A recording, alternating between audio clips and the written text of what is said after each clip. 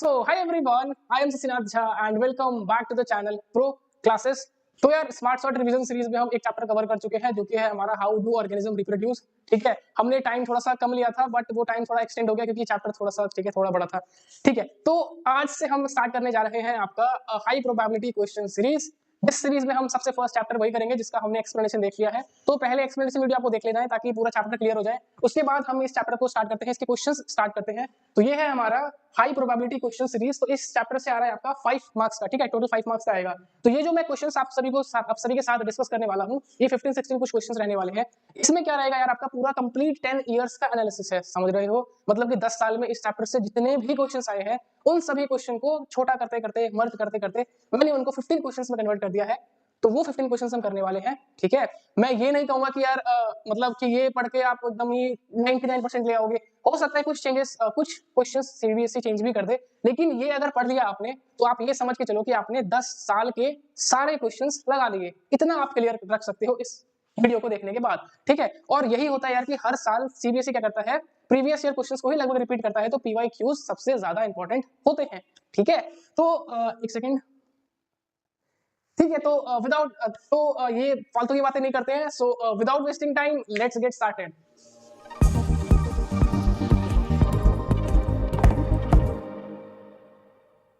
Alright, तो हमारा first question है कि what is the significance of DNA copying in reproduction, explain two reason why variation observe among progeny produced by sexual reproduction. यानी कि DNA जो हमारा DNA जो रेप्लिकेट करता है, डीएनए जो कॉपी करता है, उसकी सिग्निफिकेंस क्या है हमारी बॉडी में। एंड जो ऐसे दो रीजन बताओ जिस रीजन की वजह से इंसान के केस में या फिर लिविंग ऑर्गेनिजम्स के केस में वेरिएशन आता है। ठीक है, तो डीएनए कॉपिंग यार हमारे लिए बहुत इंपॉर्टेंट है। क्यों इंपॉर्टेंट है, चैप्टर मैंने समझाया था आपको कि डीएनए कॉपिंग की वजह से ही आपके अंदर वेरिएशंस आते हैं, नई जो प्रोजेनी बनती है उसमें वेरिएशंस आते हैं।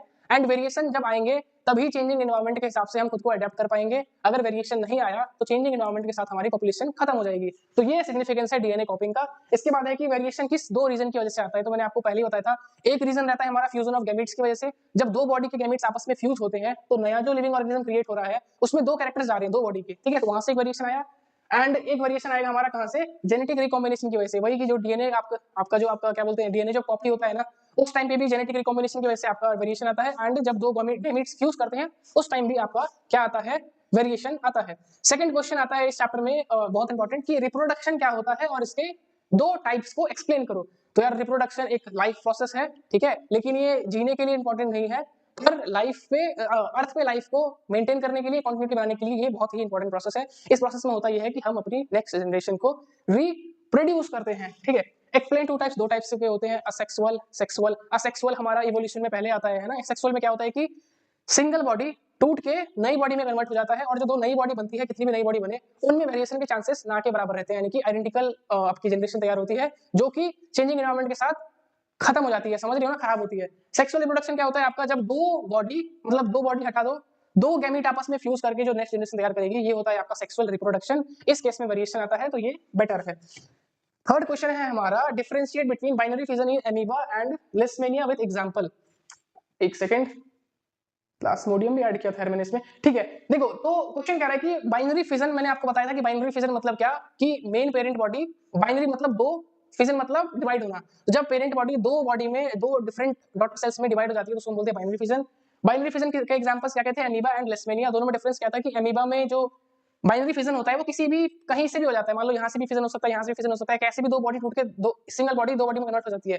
लेकिन लेशमेनिया के केस में जो डिवीजन होता है ना, जो फिजन होता है, वो फिजन होता है आपका लॉन्गिट्यूडिनल प्लेन में फिजन होता है। ठीक है, ये डिफरेंस रहता है। चैप्टर अगर आपने देख रखा है तो वहाँ पे विजुअल्स मैंने ऐड कर रखे थे, तो विजुअल्स के थ्रू आपको ज्यादा समझ में आ सकता है।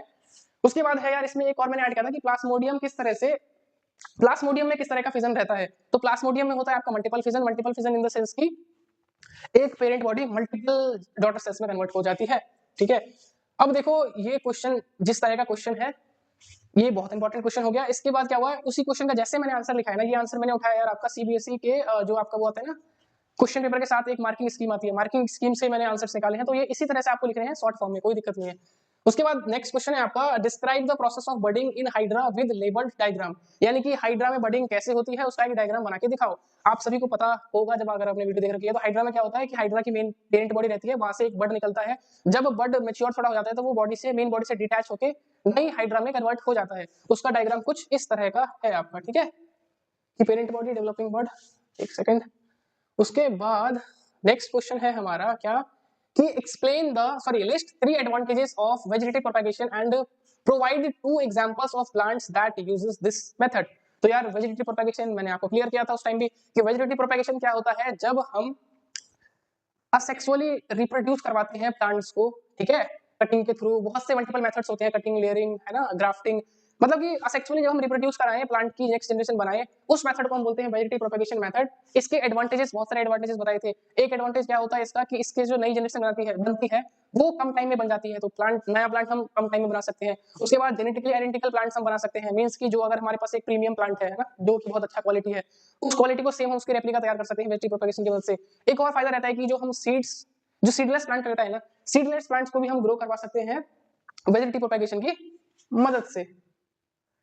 ठीक है, अब ऐसे 2 प्लांट्स बताओ जो कि इस मेथड का यूज करते हैं। यार मल्टीपल प्लांट्स एग्जांपल बताए थे मैंने, ठीक है। यहाँ पे एग्जांपल किसका लिखा हुआ है आपका, बनाना का एंड जैस्मिन का। उसके बाद नेक्स्ट क्वेश्चन है कि what happens when bryophyllum leaf feel falls on wait soil, and second है हमारा sporangia of Rhizopus burst. Means कि देखो, जब ब्रायोफिलम, आपको याद होगा ब्रायोफिलम एक लीफ रहता है, लीफ के साइड साइड में नोचेस में जो साइड रहता है, साइड में बड्स बनते हैं। जब वो लीफ टूट के गिरता है नीचे, ठीक है, मान लो नीचे गिरा और नीचे से क्या मिला, वेट सॉइल। वेट सॉइल मतलब कि अच्छा एनवायरनमेंट मिल गया, तो वो जो बड्स रहता है, वो बड्स क्या करेगा, नया ब्रायोफिलम का प्लांट बना लेगा। तो क्या लिखा हुआ है कि जैसे ही ब्रायोफिलम का लीफ वेट सॉइल पे गिरेगा तो बर्ड क्या करेगा, न्यू प्लांट में ग्रो कर जाएगा। एंड जब स्पोरेंजिया क्या होता है, हाँ, जब राइजोपस जो होता है ना, जब राइजोपस के अंदर जो स्पोर्स मैच्योर हो जाते हैं, राइजोपस एक एग्जांपल है किसका, आपका फंगाई का।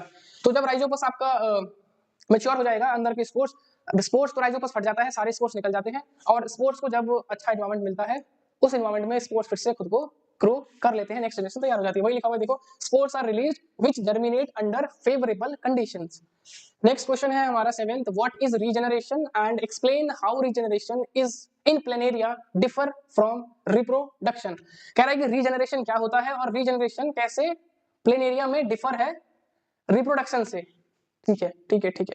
देखो यार, रीजनरेशन मतलब क्या होता है, रीजनरेशन का मतलब देखो कि आपकी बॉडी है, आपकी बॉडी में मान लो कुछ दिक्कत आई, मान लो कि आपकी, है ना, आपकी बॉडी टूट के अलग हो गया, आपकी बॉडी का कोई पार्ट। तो रीजनरेशन मतलब होता है रीजनरेट करना, है ना। अगर आपको याद हो स्टारफिश वगैरह क्या होती है, स्टारफिश के ना 6-7 जो भी होते हैं, उसका स्टारफिश का अगर एक वो कट गया ना, अगर वो अलग हो गया, तो वहां से नया स्टारफिश बन जाता है, रीजनरेट हो जाता है। ठीक है, तो अगर आपकी बॉडी में कोई पार्ट का डैमेज हुआ, तो वो डैमेज पार्ट रीजनरेट कर जाती है, इसको हम बोलते हैं रीजनरेशन। क्या लिखा हुआ है, the process by which certain organisms, सब नहीं करते हैं, कुछ ऑर्गेनिज्म कर पाते हैं, रीग्रो लॉस और damage body part sometimes forming new individuals. ये प्लेनेरिया में क्या होता है, प्लेनेरिया में जो भी पार्ट उसका डैमेज होके अलग हो जाएगा, वो पार्ट आपका पूरे लिविंग ऑर्गेनिजम्स में कन्वर्ट हो जाता है स्टारफिश की तरह। ठीक है, तो अब देखो, regeneration repairs damage part but also produce offspring in certain cases. Regeneration का मेन तो उद्देश्य क्या बोलते हैं, मेन तो यही है कि यार रीजनरेशन से डैमेज बॉडी पार्ट फिर से रीजनरेट करे, है ना। जैसे आपको छिपकली का पूंछ काट दो तो वो रीजनरेट हो जाती है, लेकिन रीजनरेशन को ही प्लेनेरिया यूज करता है अपनी नेक्स्ट जनरेशन तैयार करने के लिए। ठीक है, उसके बाद 8th क्वेश्चन है आपका पॉलिनेशन के ऊपर कि पॉलिनेशन क्या होता है and differentiate between self and cross pollination. उसके बाद क्वेश्चन है why is fertilisation not possible without fertilisation in plants, explain. Pollination simple चीज है। पॉलिनेशन क्या होता है कि जब प्लांट्स में फ्लावर होता है, फ्लावर में मेल पार्ट फीमेल पार्ट अलग अलग रहता है। मेल पार्ट के एंथर में पॉलन ग्रेन्स बनते हैं, यानी कि मेल गैमेट, और फीमेल जो पार्ट रहता है ओवरी के अंदर ओव्यूल्स होते हैं, वहां पे क्या बनते हैं, एग। तो इस पॉलन ग्रेन्स को एग तक पहुंचना बहुत जरूरी होता है।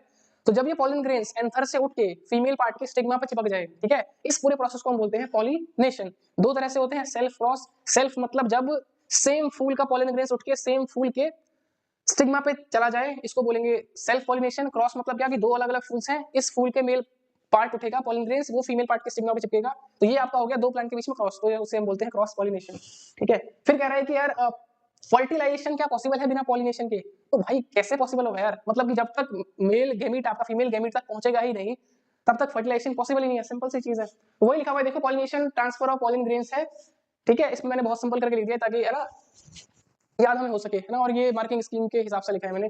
देन है सेल्फ पॉलिनेशन, मतलब मींस क्या कि सेम फ्लावर के बीच में आपका पॉलिनेशन, एंड क्रॉस पॉलिनेशन क्या है, डिफरेंट फ्लावर्स के बीच में पॉलिनेशन। उसके बाद पॉलिनेशन इंश्योर करता है कि मेल गैमेट फीमेल गैमेट तक पहुंचे, जिसके बाद होता है आपका फर्टिलाइजेशन। ठीक है, कोई दिक्कत? ठीक है। एंड यार अगर हम बात करें फर्टिलाइजेशन के बाद का, फर्टिलाइजेशन के बाद आपको ये चीज मैंने एक्स्ट्रा ऐड किया ताकि आपको ये चीज याद रहे, ये क्वेश्चन भी पॉसिबल है, आ सकता है कि फर्टिलाइजेशन के बाद क्या होता है, जाइगोट एम्ब्रियो में कन्वर्ट हो जाता है, ओव्यूल सीड में कन्वर्ट हो जाता है, ओवरी आपका फ्रूट में कन्वर्ट हो जाता है, एंड जितने भी अदर पार्ट्स बचते हैं, सेपल पेटल्स जो भी है, वो फॉल ऑफ होके नीचे गिर जाता है। उसके बाद नेक्स्ट क्वेश्चन है आपका, यार क्या है नेक्स्ट क्वेश्चन कि describe with a label diagram how pollen grains are transferred to the ovary in flowering plants.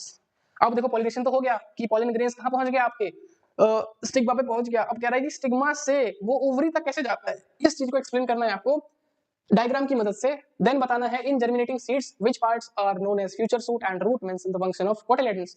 उसके बाद ये चीज पहले एक्सप्लेन कर देता हूं मैं, देखो ध्यान से। ये डायग्राम सेम डायग्राम मैंने यूज किया था आपको पीपीटी जब मैं पढ़ा रहा था आपको चैप्टर को स्मार्ट शॉर्ट रिवीजन सीरीज में। इसमें देखो ध्यान से क्या होता है कि ये पॉलन ग्रेन्स है, पॉलन ग्रेन्स जब स्टिग्मा पे आता है देन एक पॉलन ट्यूब बनता है, पॉलन ट्यूब बन के कहां तक पहुंचता है, आपकी ओवरी तक, ओव्यूल तक। देन उस ट्यूब के थ्रू जो पॉलन ग्रेन्स रहता है, व्हाइट कलर में दिखा रखा है, व्हाइट कलर का ये पॉलन ग्रेन निकल के आपके कहां तक पहुंच जाता है, ओवरी तक, ओव्यूल के अंदर एग के पास पहुंच के वो फ्यूज हो जाता है, फर्टिलाइजेशन हो जाता है। तो ऐसा इस तरह से प्रोसेस होता है।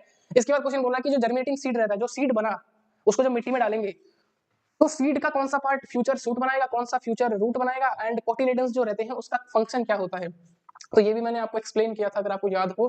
तो पॉलन ग्रेन्स ट्रांसफर होता है स्टिग्मा पे एंड जर्मिनेट होता है पॉलन ट्यूब की मदद से, वो कहां पहुंचता है, ओवरी तक पहुंच जाता है। ठीक है, ठीक है। तो देखो फ्यूचर, तो जो आपका सीड बना, तो फ्यूचर जो आपका क्या बनता है, जो आपका ऊपर की तरफ क्या निकलना है, सूट जो निकलना है, वो प्यूम्यूल जो पार्ट होता है वो सूट को ऊपर सूट बनाता है। एंड जो रेडिकल होता है, रेडिकल आपका फ्यूचर रूट बनाता है। और जो कोटिलेडन रहता है उसका काम रहता है क्या करने का, नरिशमेंट प्रोवाइड करने का ग्रोइंग एम्ब्रियो को। ठीक है। देन 10th क्वेश्चन है हमारा, in human females state the changes that takes place if the egg is fertilised. Second है if the egg is not fertilised. Same वही क्वेश्चन है यार, ये भी मैं करवा चुका हूं उसमें, कि ये बताओ कि आप ह्यूमन फीमेल्स के केस में जब फर्टिलाइजेशन हो जाता है तब क्या होता है, और जब फर्टिलाइजेशन नहीं होता है तब क्या होता है।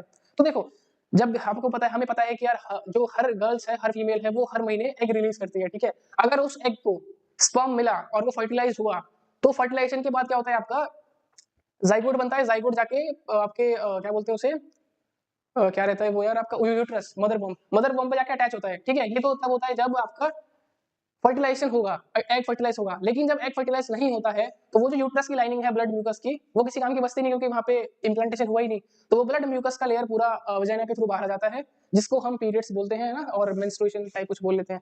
वही लिखा हुआ है देखो, जब जाइगोट फॉर्म होगा तो इम्प्लांटेशन होगा और प्रेगनेंसी स्टार्ट हो जाएगी, प्रेग्नेंट हो जाएगी फीमेल। एंड अगर वो जाइगोट फर्टिलाइज नहीं हुआ तो उस केस में क्या होता है कि यूट्रस की जो लाइनिंग होती है वो सेड मतलब कि नीचे गिरने लगती है, जिससे कि मेंस्ट्रुएशन होता है। मेंस्ट्रुएशन होता क्या है कि हर मंथ जो लड़कियों के वजाइना के थ्रू क्या निकलता है, ब्लड म्यूकस का लेयर जो निकलता है उसको मेंस्ट्रुएशन बोल देते हैं। देन 11th क्वेश्चन है, differentiate between unisexual and bisexual flowers with examples. कि यूनिसेक्सुअल फ्लावर्स क्या है, बाइसेक्सुअल फ्लावर्स क्या है, दोनों के एग्जांपल्स बताने हैं। यूनिसेक्सुअल पढ़ के समझ में आ रहा है, यूनिसेक्स मतलब कि एक ही है ना, बाई मतलब दो, यूनि मतलब एक। यूनिसेक्सुअल फ्लावर्स मतलब कि ऐसे फ्लावर्स जिसमें या तो मेल पार्ट होगा या फीमेल पार्ट होगा, जैसे इंसान होते हैं ना, मेल फीमेल बॉडी अलग अलग। बाइसेक्सुअल मतलब कि सेम फ्लावर में मेल पार्ट भी होगा, फीमेल पार्ट भी होगा। कोई दिक्कत है? ठीक है। एग्जांपल पूछ रहा है, तो बाइसेक्सुअल के एग्जांपल आप, ठीक है, यूनिसेक्सुअल के एग्जांपल अगर आपको याद हो तो क्या क्या एग्जांपल थे, पपाया एंड वाटरमेलन। एंड जो हमारा बाइसेक्सुअल था उसके एग्जांपल क्या थे, मस्टर्ड एंड हिबिस्कस। ठीक है, ये एग्जांपल हमने एनसीईआरटी से निकाले हैं, एनसीईआरटी के ही एग्जांपल आपके एग्जाम में आएंगे। उसके बाद 12th क्वेश्चन है कि list the function of following ovary, fallopian tube, uterus and placenta. आपको इन सभी के फंक्शंस बताने हैं कि ओवरी का क्या काम होता है, फैलोपियन ट्यूब का क्या काम होता है, यूट्रस का क्या काम होता है, देन प्लेसेंटा का क्या काम होता है। ओवरी का सिंपल काम है एग रिलीज करना, मतलब कि फीमेल गैमीट बनाना। फेलोपियन ट्यूब का क्या काम है, फेलोपियन ट्यूब का एक काम है कि वो उस एग को ट्रेवल करवाना, कहाँ पे, यूट्रस तक लाना। लेकिन वो खाली एग को ट्रेवल नहीं करवाती है। एग क्या रहता है, एग आपका फर्टिलाइज कहाँ पे हो जाता है, फेलोपियन ट्यूब में ही फर्टिलाइज हो जाता है, स्पर्म आके फेलोपियन ट्यूब में आपस में फर्टिलाइज हो जाता है। तो फर्टिलाइज एग जो रहता है ना, उसको यूट्रस तक लाने का काम करता है आपका फेलोपियन ट्यूब। और यूट्रस का क्या काम होता है यार, यूट्रस ही मदर बॉम्ब होता है, वहीं पे बच्चा बनता है। ठीक है, वहीं पे इम्प्लांटेशन होता है। इम्प्लांटेशन मतलब क्या, जो आपका जाइगोट है, एम्ब्रियो है, वो वहां पे जाके इम्प्लांट हो जाएगा। प्लेसेंटा, प्लेसेंटा क्या होता है कि यूट्रस की जो लाइनिंग होती है उसी पे प्लेसेंटा फॉर्म होता है। प्लेसेंटा से अम्बिलिकल कॉर्ड निकलता है जो कि बच्चे के यहाँ पे रहता है अटैच, जिसके तो प्लेसेंटा क्या होगा, प्लेसेंटा बच्चे को नरिशमेंट प्रोवाइड करता है एंड बच्चे के बॉडी में जो भी वेस्ट बन रहा है उसको वो बाहर निकालने का काम करता है। प्लेसेंटा का ये काम रहता है। ठीक है, वही चीज लिखा हुआ है कि ठीक है, एम्ब्रियो को न्यूट्रिशन मिलता है प्लेसेंटा से, यूट्रस का काम है इम्प्लांटेशन का, एंड फेलोपियन ट्यूब का काम है फर्टिलाइज्ड एग को ट्रेवल करवाने का, एंड ओवरी का काम है egg cell, ovum, egg cell निकालना, ओवम सेल निकालना, जर्म सेल, ग्रीन सेल नहीं यार, हाँ ग्रीन सेल भी बोलते हैं यार। ये सारी चीजें रिलीज करवाना होता है आपका इसका फंक्शन। ठीक है। देन है 13th question, what are sexually transmitted disease, name 2 bacterial and 2 viral disease. ये फेमस है यार। तो सेक्सुअली ट्रांसमिटेड डिसीज क्या होती है, ऐसी डिसीज जो सेक्सुअली ट्रांसमिट हो सके एक इन्फेक्टेड पर्सन से, जो आपका ढंग का पर्सन है उसमें अगर चला जाता है तो ये होता है एसटीडी। एसटीडी में सबसे फेमस एग्जांपल है एड्स। एड्स किस वायरस की वजह से होता है, एचआईवी वायरस की वजह से होता है। कोई दिक्कत? ठीक है। तो एग्जांपल आपको खाली एड्स लिखना है, यहाँ पे बैक्टीरियल एग्जांपल भी लिखना है एंड देन वायरल एग्जांपल भी, वायरस के थ्रू जो एसटीडी होता है वो भी एग्जांपल लिखना है। तो एसटीडी होता क्या है, एक ऐसा इन्फेक्शन जो कि स्प्रेड होता है from infected person to through दूसरे पर्सन को थ्रू सेक्सुअल कांटेक्ट। एसटीडी के एग्जांपल है बैक्टीरियल में गोनोरिया एंड सिफिलिस, या सिफिल्स बोल लो यार, एंड आपके क्या बोलते हैं वायरल्स के एग्जांपल है एचआईवी एड्स या फिर जेनिटल वॉर्ट्स। ठीक है, 14th क्वेश्चन है हमारा, discuss the role of contraception in population control and list 3 method of contraception, why is prenatal sex determination prohibited. क्या है कि discuss the role of contraception, कि कॉन्ट्रासेप्शन का पॉपुलेशन कंट्रोल में क्या रोल है। ठीक है, कॉन्ट्रासेप्शन मेथड जानते हो ना, कॉन्ट्रासेप्शन मतलब होता है कि अनवांटेड प्रेगनेंसी को रोकना। ठीक है, ठीक है, उसके बहुत से मेथड्स होते हैं, तो 3 मेथड बताने देखो। तो कॉन्ट्रासेप्शन क्या करता है कि अनवांटेड प्रेगनेंसी को रोकता है, जिससे क्या होता है कि हमारा पॉपुलेशन के ऊपर कंट्रोल हमारा हो जाता है। ठीक है, अब बहुत से मेथड्स होते हैं कॉन्ट्रासेप्शन के, एक होता है हमारा सर्जिकल मेथड, एक होता है नेचुरल मेथड, एक होता है हमारा केमिकल मेथड, एक होता है सर्जिकल मेथड। मल्टीपल मेथड्स हैं, ठीक है, जिसमें से आपको कोई 3 मेथड यूज कर लेने हैं। तीनों में आप ये याद रखोगे कि बैरियर मेथड में आते हैं कॉन्डम्स और डायफ्राम्स। ठीक है, केमिकल मेथड में आता है आपका ओरल पिल्स ले लो, कॉपर टी ले लो, कॉपर टी कहाँ पे इंस्टॉल होता है आपका यूट्रस में इंस्टॉल होता है, या फिर इंजेक्शंस भी आते हैं हार्मोनल इंजेक्शंस। ठीक है, उसके बाद सर्जिकल मेथड में आता है वोसेक्टोमी एंड ट्यूबेक्टोमी। वोसेक्टोमी में क्या करते हैं, मेल के वॉस डिफरेंस को हम बंद कर देते हैं, एंड ट्यूबेक्टोमी में फीमेल के फेलोपियन ट्यूब को बंद कर देते हैं। ठीक है, एंड इन तीनों में अगर बात करोगे तो सबसे बेस्ट मेथड होता है आपका क्या, बैरियर मेथड। ठीक है, बैरियर मेथड में कोई मतलब ऐसा दिक्कत होने के चांसेस कम होते हैं, लेकिन जो इस तरह के ओरल पिल्स होते हैं यार, जो केमिकल्स फीमेल यूज करती है ना अनवांटेड प्रेगनेंसी के दौरान, तो वो फीमेल वो जो आपका ओरल पिल्स है वो क्या करता है, मेंस्ट्रुअल साइकिल जो होता है ना उसको इरेगुलर कर देता है। ठीक है, कि लड़कियों को एक फिक्स टाइम पे पीरियड्स होने चाहिए। ठीक है, वो टाइम होता है वो इधर उधर कर देता है ये पिल्स, इसलिए हमें रिकमेंड नहीं करना चाहिए पिल्स को। ठीक है, अब देखो प्रीनेटल जो आपका सेक्स डिटरमिनेशन है वो प्रोहिबिटेड क्यों है, मतलब कि जो होता नहीं है कि हम पैदा होने से पहले ही पता लगा लेते हैं कि पेट में लड़का हुआ है कि लड़की हुई है ना। जैसे आपने सुना होगा राजस्थान साइड क्या होता है कि फीमेल्स को प्रेफर नहीं किया जाता है, मेल चाइल्ड को ज्यादा प्रेफर किया जाता है। तो इस चीज पे प्रोहिबिटेड क्या है, इस चीज पे बैन क्यों लगा हुआ है, वो बैन इसलिए लगा हुआ है ताकि जो इससे फायदा ये होगा कि अगर प्रीनेटल सेक्स डिटरमिनेशन नहीं होगा तो बच्चा निकलेगा, मतलब बच्चा पैदा होगा, तो इससे मेल फीमेल का जो सेक्स रेशियो है वो मेंटेन हो जाएगा। ठीक है, ये है अभी मेल फीमेल का सेक्स रेशियो इंडिया का वैसे ही खराब पड़ा है। ठीक है, in long term it maintains the sex ratio, कोई दिक्कत। फिर क्वेश्चन है हमारा, state 2 functions of placenta during pregnancy, मतलब कि प्लेसेंटा के 2 रोल बताओ प्रेगनेंसी के दौरान। तो प्लेसेंटा के बहुत से फंक्शंस होते हैं, जिसमें से कि 2 मेन फंक्शन है, एक तो जो ग्रोइंग एम्ब्रियो है उस तक न्यूट्रिशन प्रोवाइड करता है, एंड जो आपका जो ग्रो हो रहा है, आपका बच्चा जो ग्रो हो रहा है उसका जो वेस्ट प्रोडक्ट है वो भी प्लेसेंटा के थ्रू ही फीमेल मदर बॉडी के थ्रू बाहर आ जाता है।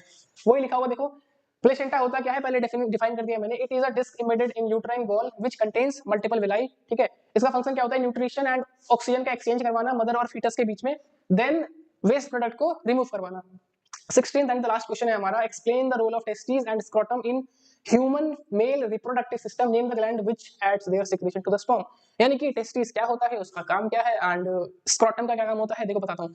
टेस्टिस होता है मेल का ऐसा पार्ट जहां से मेल गेमीट निकलता है, मतलब कि स्पर्म्स निकलता है। ठीक है, एंड एक और चीज है टेस्टोस्टेरोन हार्मोन भी निकलता है यहाँ से। ठीक है, स्क्रोटम का क्या काम होता है यार, स्क्रोटम होता है टेस्टिस के ऊपर का जो लेयर होता है, स्क्रोटम का मेन काम होता है क्या करना, क्या बोलते हैं उसे, टेम्परेचर को मेंटेन करना। ठीक है, देन है हमारा जो ऐसे कौन से 2 ग्लैंड्स बताओ जो कि स्पर्म को अपना सिक्रेशन प्रोवाइड करते हैं। तो कौन कौन से ग्लैंड थे याद करो, एक था हमारा सेमिनल वेसिकल एंड था एक था हमारा सेमिनल वेसिकल था, एक था हमारा कौन सा, प्रोस्टेट ग्लैंड। तो ये दोनों ग्लैंड क्या करते हैं, एक्स्ट्रा सिक्रेशन निकालते हैं, मतलब न्यूट्रिशन जो कि स्पर्म में मिक्स होता है एंड मिक्स होकर सीमेन बनता है, देन वो सीमेन बाहर बॉडी के निकलता है हमारे। ठीक है, अब इसके बाद यार ये 3 जो डायग्राम है बहुत बार पूछे जा चुके हैं 10 साल में, जिसमें से कि ये डायग्राम जो है फ्लावर्स का, इसमें आपको लेबलिंग पूरी पता होनी चाहिए कि मेल फ्लावर को जो मेल पार्ट है फ्लावर का उसको ऊपर को एंथर बोलते हैं, फिर फिलामेंट होता है। फीमेल का जो पार्ट है सबसे ऊपर बोलते हैं स्टिग्मा, देन स्टाइल, देन नीचे में ओवरी, ओवरी के अंदर ओव्यूल, ओव्यूल के अंदर एग रिलीज होता है। ठीक है, देन ये जो येलो कलर का दिख रहा है वो पेटल्स है, एंड ये ग्रीन कलर का वो सेपल्स है। फीमेल बॉडी का जो आपका फीमेल का जो रिप्रोडक्टिव स्ट्रक्चर है ये भी आपको एकदम बनाना भी आना चाहिए, एंड लेबलिंग पता होनी चाहिए कि ओवरी होती है, फेलोपियन ट्यूब होता है, बीच में आपका क्या रहता है, यूट्रस, यूट्रस के बाद सेंटर में सर्विक्स रहता है, देन नीचे वजाइना रहता है। फीमेल का मेल का भी आपको ये सारा याद रहना चाहिए कि टेस्टिस है, पेनिस है, टेस्टिस में स्पर्म निकलेगा एंड वॉस डिफरेंस के थ्रू वो कहां पहुंचेगा, यूरिथ्रा में। जैसे यूरिथ्रा में पहुंचेगा तो ये जो प्रोस्टेट ग्लैंड है और सेमिनल वेसिकल है ये दोनों अपने सिक्रेशन ऐड करेंगे, एंड सेम पाइप यूरिथ्रा के थ्रू वो स्पर्म बाहर आता हुआ बाहर जाएगा। सिंपल है, इजी है। ये था हमारा कंप्लीट 10 इयर्स का एनालिसिस। ठीक है, मतलब कि अगर आप बात करोगे 10 साल में तो 10 साल में इससे बाहर क्वेश्चन नहीं आए हैं, तो पूरी पॉसिबिलिटी है कि जो इस साल क्वेश्चन आएंगे चैप्टर से वो इसी के अंदर से आएंगे। ठीक है। तो इसी के साथ हमारा ये चैप्टर, इस चैप्टर का जो HPQ सीरीज का ये चैप्टर था, ये होता है हमारा खत्म। ठीक है, नेक्स्ट चैप्टर हम स्टार्ट करेंगे नेक्स्ट डे। इसका PDF आपको कहाँ मिलेगा, कैसे मिलेगा, वो सारी बातें यार मैंने एक वीडियो है जो मैंने स्टार्टिंग में पब्लिश करा था इस चैनल पे, ये जो वीडियो था याद है आपको? इस वीडियो में मैंने सारी चीजें बताई है कि जो भी मैं पढ़ा रहा हूँ ना, इसकी PPT हो गई, ये PDF हो गया, नोट्स का PDF हो गया, ये सारी चीजें आपको कहाँ पे कैसे मिलेंगी, इस वीडियो पे क्लिक करके आप देख सकते हो। बाकी वीडियो देख के भी कोई दिक्कत आ रही है तो आप सीधा WhatsApp नंबर दिया हुआ है, इस पे आके पर्सनली पूछ सकते हो। तो इसी के साथ पढ़ाई करते रहें। ठीक है यार, love you everyone, bye bye.